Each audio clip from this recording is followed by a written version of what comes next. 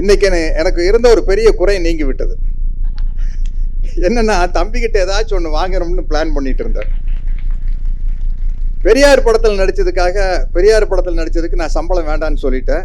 அந்த படத்தினுடைய 100வது நாள் விழாவில் நான் ஊதியம் வாங்காமல் நடித்ததுக்காக தந்தை பெரியார் கிட்டத்தட்ட ஒரு 90 வருஷம் அணிஞ்சிருந்த இந்த மோதிரத்தை வந்து ஆசிரியர் வீரமணி அவர்கள் கலைஞர் கையால் கொடுத்து எனக்கு அனுப்பிச்சு விட சொன்னார். அது இப்போ என் விரல் இருக்குது. அதே மாதிரி என்னுடைய மக்கள் தலைவர் எம்ஜிஆர் அவர்கள் நான் சந்தித்த பொழுது, உனக்கு ஏதாச்சும் நான் கொடுக்கணும், என்ன வேணும்னு கேளு அப்படிங்கிறாரு. எனக்கு திடீர்னு என்ன கேட்குறேன்னு தெரியல. என்னென்ன அப்படின்னா, இல்லை நீங்கள் ஏதாச்சும் கேளுங்க அப்படின்னு. நீங்கள் எக்ஸசைஸ் பண்ணுற தம்பிள்ஸ் இருந்தால் கொடுங்க அப்படின்னு சிரிச்சாரு. தலையில் பெருசாக ஏதாச்சும் கேளுனாரு. எனக்கு பெருசாக கேட்க தெரியலைங்க, என்ன பண்ணுறது தெரியல அப்படின்னா. உடனே உதவியாளரை கூப்பிட்டாரு. உள்ளே போய் ஒரு கரலாக்கட்டை எடுத்துகிட்டு வந்து கொடுத்தாரு. இன்னைக்கு அன்பு தம்பி எழுச்சி தமிழர்கிட்ட இருந்து ஒரு 50,000 ரூபாய் செக்கு வாங்கிட்டேன். இந்த 50,000 ரூபாய் செக்கை நான் கேஷாக மாற்றிடுறேன். மாற்றி 49,500 ரூபாயை விடுதலை சிறுத்தைகள் கட்சியில் இருக்கிற சிறப்பாக படிக்கிற மாணவர்களுக்காக கொடுக்கறது மட்டும் இல்லாமல் ஒரு 500 ரூபாய் நோட்டை மட்டும் தம்பி நினைவா ஃப்ரேம் போட்டு என் வீட்டில் வச்சுக்கிற தம்பி வன்னி அரசும் தம்பி பாவலனும் நீங்கள் சேர்ந்து எனக்கு ஒரு ஃப்ரேம் போட்டு அந்த 500 ரூபாய் நோட்டு அதில் ஒட்டி பக்கத்தில் வந்து தம்பி திருமாவோட படம் இருக்கணும், அவருடைய கையெழுத்தும் இருக்கணும், வாங்கி கொடுத்துருங்க. இது ஒரு வருஷத்தோட முடிவடைகிற விஷயம் இல்லை. ஒவ்வொரு வருடமும் புரட்சியாளர் அண்ணல் அம்பேத்கர் பிறந்த தினத்தன்று 50,000 ரூபாய்களை விடுதலை சிறுத்தைகள் கட்சியின் ஏழை மாணவர்களுக்கு படிப்புக்காக உதவி செய்ய வேண்டும் என்று, உதவி என்று கூறக்கூடாது, உரிமை, அது ஒரு உரிமை தொகை. நம்ம தமிழக முதல்வர் ஸ்டாலின் அவர்கள் சொன்னது போல உரிமைக்கு இது. அதை வந்து ஒவ்வொரு வருஷமும் செய்யறதுக்கான ஒரு விழிப்புணர்வை எனக்கு ஏற்படுத்த விடுதலை சிறுத்தைகள் கட்சிக்கு என்னுடைய மனமார்ந்த நன்றி. தம்பி கொஞ்சம் பார்த்துக்க. சரி, அதான் இல்லையே, இல்லை அதை விட சிறப்பு. நம்மளுக்கு கடவுள் இருக்காரா இல்லையாங்கிறது ஒரு பிரச்சனையே இல்லைங்க. நம்மளுக்கு பிரச்சனையே ஜாதி ஒழிப்பே தமிழ் தேசியம். கடவுள்னு ஒண்ணு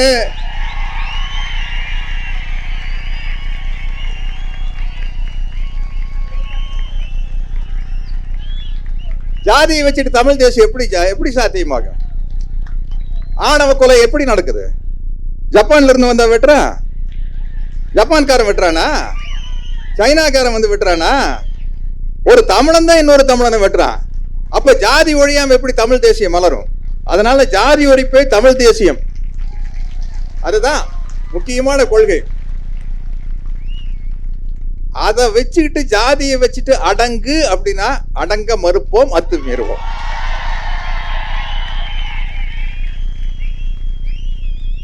உலகத்திலேயே மெஜாரிட்டி நம்புறாங்க பூமியும் நீளம் கடலும் நீளம், வானமும் நீளம் கடலும் நீளம். தப்பா சொல்லிட்டேன். இந்த நீளத்தை அரவணைச்சு போகாம இருக்க முடியாதா? யாரா இருந்தாலும் இனிமே நீளத்தை அரவணைச்சு தான் போகணும். அதனால்தான் இப்ப எங்க பார்த்தாலும் அம்பேத்கர் அம்பேத்கர் அம்பேத்கர் எல்லாரும் தோல் மேல கை போட வேண்டிய நிலைமை வந்துருச்சு. ஆனா எதுக்காக தோல் மேல கை போடுறான்னு நம்ம கேர்ஃபுல்லா இருக்கணும்.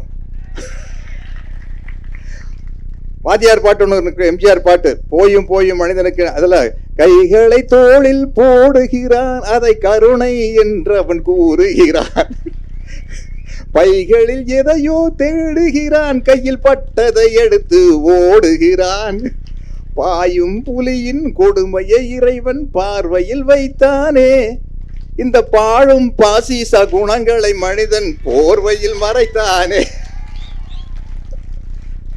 இதுதான் உண்மையான விஷயம். இன்னைக்கு இந்த தம்பியினுடைய பெருமை 1990 விசிகா மதுரையில் ஆரம்பிச்சப்போ தந்தை பெரியார் படத்தை போட்டு பெரியாரிஸ்டுகளையும் அம்பேத்கரிஸ்டுகளையும் ஒன்றிணைத்தது தம்பி தான். ஏன்னா இனிமே அந்த பிரிவினை நமக்குள்ள இருக்கவே கூடாதுங்க, இருக்கவே கூடாது. மார்க்ஸ் மகாராஷ்டிராவில் பிறந்திருந்தா அண்ணல் அம்பேத்கரா இருந்திருப்பாரு, அம்பேத்கர் ஈரோட்டில் பிறந்திருந்தா தந்தை பெரியாரா இருந்திருப்பாரு, பெரியார் ஜெர்மன்ல பிறந்திருந்தா மார்க்ஸா இருந்திருப்பாரு. சூழ்நிலை தான் அந்த தலைவர்கள் உருவாக்குது. அதனால இனிமே அந்த பிரிவினையே நமக்கு தேவையில்லை. இன்னைக்கு ரொம்ப பெருமைப்படுற விஷயம், நான் சரியா பேசின இல்லையா தெரியல, லண்டன்ல வந்து புரட்சியாளர் அம்பேத்கர் படிச்சாரு. அநேகமா கேம்பிரிட்ஜ் பல்கலைக்கழகத்தில் தான் படிச்சிருப்பாருன்னு நினைக்கிறேன்.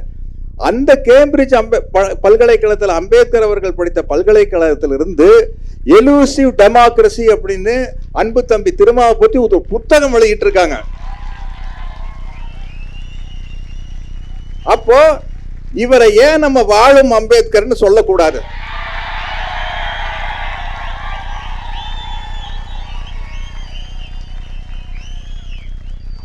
எனக்கு ஒவ்வொரு நிகழ்ச்சியிலையும் காவிரி நீர் பிரச்சனையா கரெக்டா உத்வேகமா காவிரி நீர் பிரச்சனையை நல்லா எடுத்து பேசுங்க அண்ணன் அப்படின்னு மேடையில் இருக்கையிலேயே போன் வரும். யாரு? தம்பி பாவலன். எங்கேயோ ஷூட்டிங்ல இருப்ப, இல்ல விடுதலை சிறுத்தைகள் தம்பி தான் வந்து நல்ல காரியத்துக்கெல்லாம் அழைச்சிக்கிட்டு போறாங்க.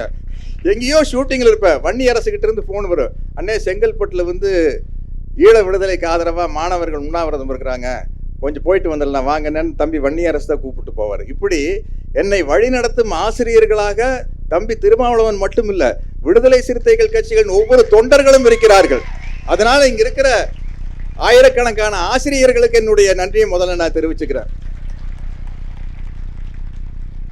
எனக்கு மிகப்பெரிய பெருமைகளை தம்பி ஏற்படுத்தி கொடுத்திருக்காரு. விசிக அலுவலகத்தில் இடஒதுக்கீடு புரட்சியாளர் என்ன சொல்றது, அவரை வந்து மனிதநேய மாண்பாளர்னு சொல்லலாம். விபி சிங் அவர்களுடைய படத்தை திறந்து வைக்கிற வாய்ப்பை தம்பி எனக்கு கொடுத்தாரு.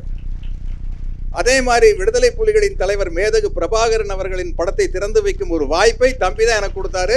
அதுவும் விசிக அலுவலகத்தில் தான். எனக்கு என்னன்னா, இங்க வந்து பேசினாரு தம்பி ஒருத்தர், கடவுளை பத்தி சொல்லுங்க அப்படின்னு. அழகான ஒரு பஞ்சு டயலாக் தந்தை பெரியார் சொன்னதுதான். பெரியார்கிட்ட போய் கேட்டாங்க, ஏனுங்கய்யா ஆத்திகத்துக்கு நாத்திகத்துக்கு என்னங்க வித்தியாசம்னு கேட்டாங்க. ஒரு பதில் சொன்னாரு, இப்போ நீங்க கோயில்ல கடவுள் சிலைக்கு முன்னாடி உண்டியல் வைக்கிறீங்க இல்லைங்களா, அதுக்கு பேர் ஆத்திகங்க. அந்த கடவுளையே நம்பாம அந்த உண்டியலுக்கு பூட்டு போடுறீங்க பாத்தீங்களா, அதுதானுங்க நாத்திகம். மேட்டர் ஓவர் சாப்டர் ஓவரா? அது மாதிரி தந்தை பெரியார் மாதிரி போட்டு வாங்குற ஆளு யாருமே இருக்க முடியாதுங்க. அவரு ஏதோ ஒரு கார் போயிட்டு இருந்தப்ப ரிப்பேர் ஆயிருச்சு. அங்க ஐயா பார்த்தா தெரியுமில்ல, தாடியெல்லாம் வச்சுட்டு இருந்தாரு. ஒரு தம்பி வந்து, ஐயா நீங்க பெண் விடுதலைக்காக, சமூக நீதிக்காக, ஜாதி ஒழிப்புக்காக எல்லாம் போராடுறீங்க, ரொம்ப மகிழ்ச்சிங்க ஐயா. இருந்தாலும் நாங்க நம்புற கடவுளை போய் நீங்க கல்லுன்னு சொல்றீங்களே, அதுதானங்க மனசுக்கு ரொம்ப கஷ்டமா இருக்குது அப்படின்னா. அப்படிங்களா? இப்போ எங்கேங்க தம்பி போயிட்டு இருக்கிறீங்க? அவர் கோயம்புத்தூர் பாஸ் தான் பேசுவார், கொங்கு தமிழ். எங்க போயிட்டு இருக்கிறீங்க? ஐயா நான் அந்த கோயிலுக்கு தான் போயிட்டு இருக்கிறேன். சரி நானும் கூட வரேன் வாங்க அப்படின்னு போயிருக்காரு. போய் உள்ள மணி அடிச்சுட்டு எல்லாம் இந்த பிரசாதம் எல்லாம் கொண்டு வந்திருக்காங்க. வந்தோடனே ஐயா வந்து அந்த பூசாரிட்டு கேட்குறாரு, ஏனுங்க பூசாரி உள்ள இருக்குதுங்களா சிலை, அது என்னங்க வெங்கலங்களா இல்லை பித்தளைங்களா? அப்படி ஆனா அது கல்லுங்க அப்படின்னு இருக்காரு. பாருங்க, அவரே கல்லுன்னு சொல்லிட்டாரு, நீங்க என்ன போய் திட்டுறீங்களே. அவரை பொறுத்த வரைக்கும், ஐயாவை பொறுத்த வரைக்கும் இருக்கா இல்லையாங்கிறது பிரச்சனையே இல்லைங்க. ஜாதி ஒழியணும், ஜாதி ஒழியணும், அதுதான் அவருக்கு முக்கியம். அதற்கு தடையா இருக்கும் கடவுள் என்ற கற்பனை கருத்தியலை மறுக்கிறார். ஏன்னா அது ஒரு ஆளா இருந்தா ஓப்பனா தெரிய எதிர்த்து போராடலாம். அது வந்து ஒரு உருவகப்படுத்தப்பட்ட ஒரு மாயையான கற்பனை, அவ்வளவுதான்.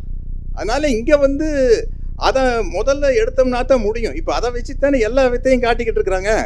ஆனால் அந்த வித்தையை தமிழ்நாட்டுக்குள்ளே காட்ட முடியாது. நாங்கள் எல்லாம் பண்ணுவோம், கோயிலுக்கு போவோம், பிரசாதம் வாங்கி சாப்பிடுவோம். எனக்கு வந்து அவ்வளவு டேஸ்ட்டாக இருக்குது. உடுமலைப்பேட்டையில எங்கள் மச்சான் தான் அங்கே எல்லாம் கோயில் தர்மகர்த்தான் வேணுமோ. அங்கே இந்த பொங்கல் கங்கல் வடகடையெல்லாம் சூப்பராக இருக்கும். எல்லாம் வாங்கி சாப்பிட்டு வெளியே வந்து சாதி மறுப்பே தமிழ் தேசியம் பேசிட்டு வந்துடுவோம். அதனால தயவு செய்து நீங்க எங்களை ஏமாத்துறதா நினைச்சிட்டு எங்ககிட்ட நீங்க ஏமாந்துடாதீங்க. அதுதான் பிரச்சனை. உங்களை பார்த்தா பாவமா இருக்குது. நீங்க என்ன நினைச்சிட்டு இருப்பீங்க, ஆஹா நம்ம வந்து ஒரு முருகனுக்காக ஏதோ ஒரு விழா நடத்தி இவங்களெல்லாம் ஏமாத்திட்டோம். ஐயா சாமி, எனக்கு கடவுள் நம்பிக்கை இல்லை. அப்படியே இருந்தாலும் கூட பார்த்தாலும் கூட முருகர் எங்காளு, அவர் அப்படியே சைலண்டா நின்று உனக்கு ஆப்பு வச்சிருவாரு. நீ அவர் பேர்ல எங்களுக்கு ஆப்பு வைக்கிறான்னு பாக்குற, அவர் வந்து உனக்கு ஆப்பு வச்சிருவாரு.